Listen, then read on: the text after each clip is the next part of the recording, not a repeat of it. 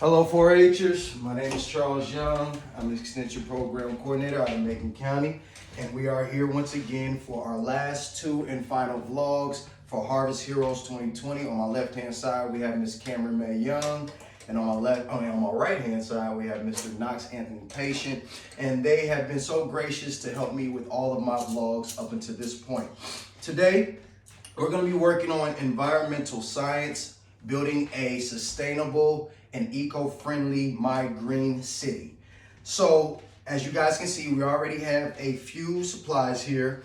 We have glue guns, glue sticks, pipe cleaners, people, little action figures, trees, animals, construction paper, scissors. So basically what the kids are going to do, they're going to build their own city however they feel, whatever they feel like doing. They're going to be as free as possible. So you guys ready to get started? Yeah. All right, go ahead and get to it. All right. So like I was saying in the past vlogs, typically when we're doing these type of activities, we'll do them at a school, after school program, some type of programming, some type of camp.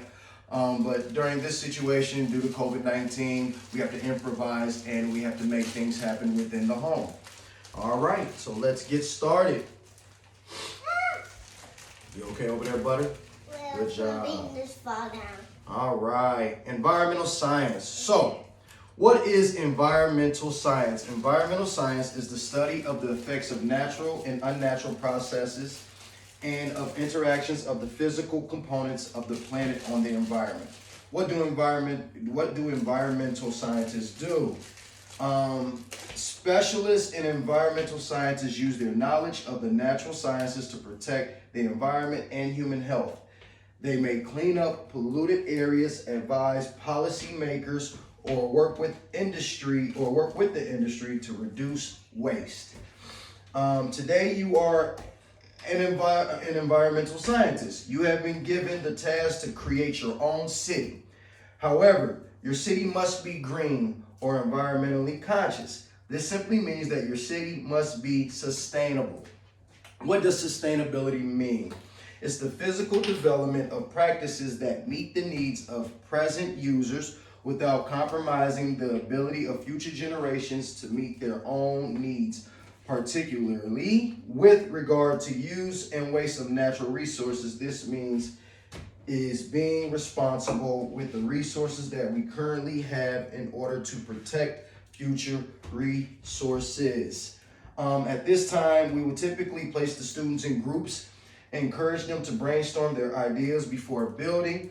If the students get stuck, they can go and visit the idea gallery. Like I said, if we had more kids and this was more in a structured setting, these are some of the things that we would be doing. All right, My Green City design. As the world's population increases and more people live in urban areas, there are some real challenges ahead for city planners and architects. The director of the United Nations has said that managing urban areas has become one of the most important development challenges of the 21st century.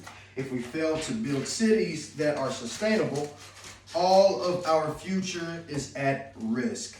Key facts.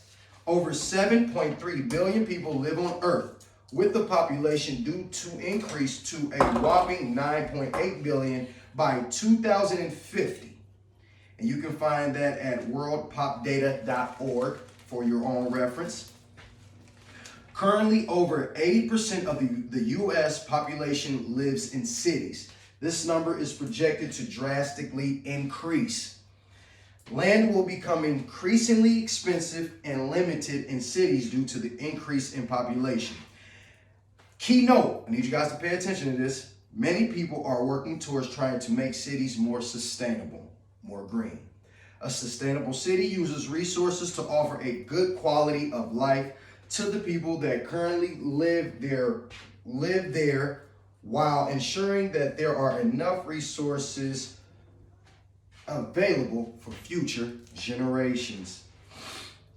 So what they're going to do is they're going to use some of their own, they use their people, use their cars, and they're just going to create a city and make it look as sustainable as possible. It must include plans to produce energy, provide inhabitants with food, handle waste efficiently, transport people, and produce around the city while ensuring that nature is welcome and supported in your city. One thing that we need to really pay attention to is our energy and how much of our energy sources that we use. This is one of the worksheets that we would typically hand out to the students. People expect higher standards of living, and the latest devices gobble up energy. We still use a lot of fossil fuels like oil, coal, gas. In the past 200 years, we have used over two-thirds of the world's resources already and need to use more renewable energy. Food. We all need to eat. But in a world with more and more people, where will it all come from? Transporting food from far away is expensive and pollutes the environment. We also waste a lot of food. In the US alone, we waste about 133 billion pounds of food.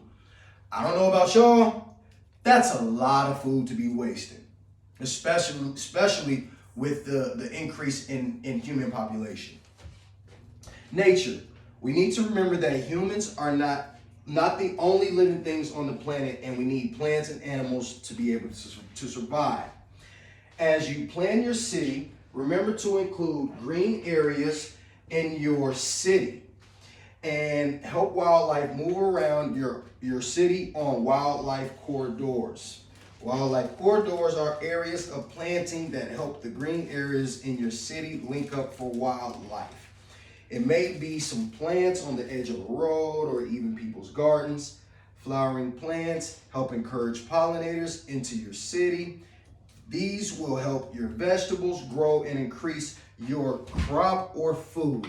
It has also been proven that if people can see nature every day and not just buildings, they are much happier and healthier.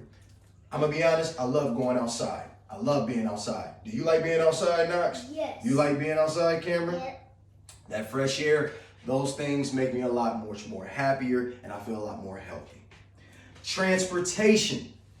The way your population moves around the city is crucial for city living. Movement in a place where so many people live and work is tricky, so this needs to be carefully designed. Cars, buses, trains, and trams, boats on rivers, as well as walkways for pedestrians, lanes for cyclists. You need to make sure facilities are in place for the perfect balance of each. Some of the largest cities in the world have even moved their transport out of the way using underground trains and elevated monorail systems. For example, Las Vegas has motorways underneath its buildings. That's smart. I like that. It's a good idea. For this type of specific task or topic, you should try to think of new ways that you could help the infrastructure in your city. In many cities around the world, the streets can become as famous as some of the buildings. Facts. Now, something that's huge, waste. I just got into this not too long ago myself. I just started recycling. So as much as we can, we should try to recycle as much as possible. Waste. Throughout the world, we dump over 2 billion tons of waste every year. A lot of this rubbish doesn't rot away, and finding somewhere to put all of this is a serious problem. We actually waste more energy by not recycling. I just spoke about that. Didn't I just speak about that, Brother Knox? About recycling, yeah.